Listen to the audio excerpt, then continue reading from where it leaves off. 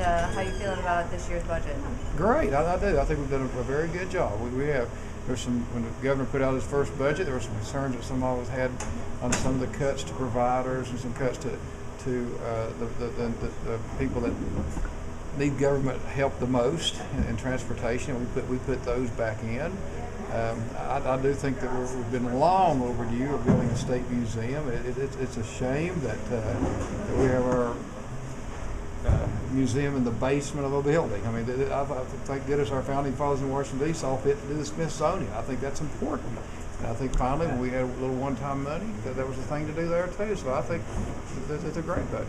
I was finally something when that was voted on. You did the full $120 million for the state museum. We did. Mm-hmm. We sure did. Now, of course, keep in mind they're going to raise $40 million privately to get to that point. To $160 million, I think is what it's going to be. But I think the people want something they can be proud of. I really do. Just like the state capitol right here. I think in the mid-1850s, it was probably a tough decision to build a building like this. But walk in here and look around. Now, this is the people's building. I'm amazed every day I walk in here. And I think the State Museum needs to be something like that too, where we can keep our founding documents, where we can keep things that's important to the people of the state of Tennessee and not have it stuck in the basement across the street.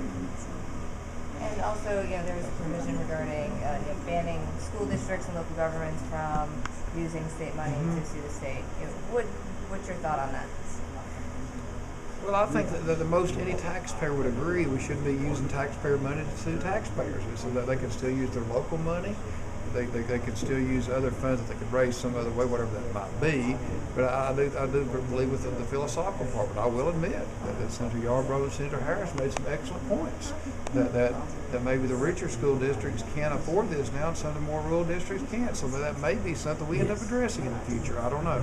But it was part of the budget. We passed it now, and we got a second general assembly if that causes problems. Is there any way to prove whether or not a school district is using federal funds or local funds to pay an attorney? That's a good question. Again, that was something that came out of Finance Committee that I've not studied. I haven't. And as I say, I'll admit Harris and Yarbrough made some good points, but it wasn't something worth holding the budget up over. And I think that if this creates a problem, we'll fix it. Does this belong in a budget bill as opposed to its own separate legislation?